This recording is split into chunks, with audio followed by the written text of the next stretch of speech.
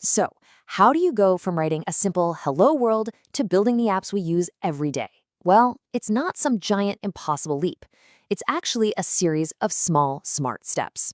And today, we're going to break down one of the most important first steps by looking at a classic beginner project, a simple to-do list made with Python. I mean, we all have them, right? Lists of things to get done. It's a pretty universal idea. But taking that idea and turning it into an actual working application, that's a really powerful first step. So let's dive in and break down a great example of a to-do list app built from the ground up in Python. All right, Section 1, a programmer's first app.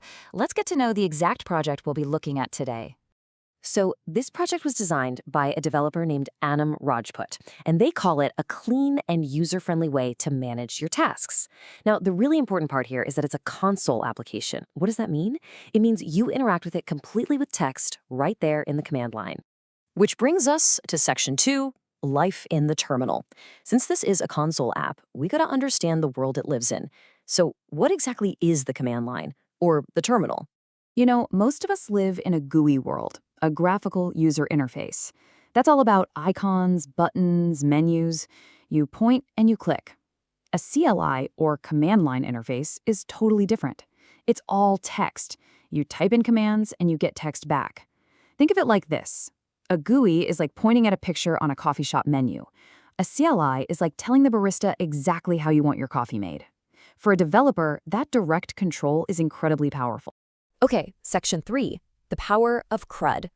Now it's time to look under the hood, because the engine running this simple app is built on a core idea that powers almost every single application you've ever used.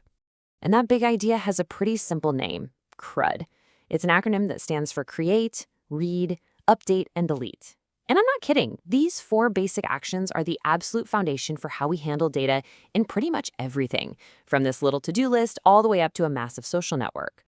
And here's where that big abstract idea gets super simple. In our to-do app, create is just adding a new task. Read, that's viewing your whole list. Update is for editing a task you've already made. And delete, well, that's for removing one. See? It just nups perfectly and makes a ton of sense. So you can see how these CRUD operations are the backbone for the whole app. You can add, you can view, update, and delete. But check this out. Those last 2 points, marking a task as complete or incomplete, that's really just a specific, clever kind of update. This simple set of tools gives you total control over your list. On to Section 4, why this project matters. So you might be thinking, okay, it's a simple text-based list. What's the big deal? Well, this is why a project like this is such a huge milestone when you're learning to code. The creator calls it a perfect foundation project, and they are spot on. It's because it teaches you 2 absolutely crucial things. First, control flow. That's the program's logic. You know, if the user types add, then the program runs the function to add a task. And second, it teaches user-driven design. The app doesn't just run on its own, it waits for you to tell it what to do. And that is the heart of all interactive software. This project shows you the secret to learning how to program effectively.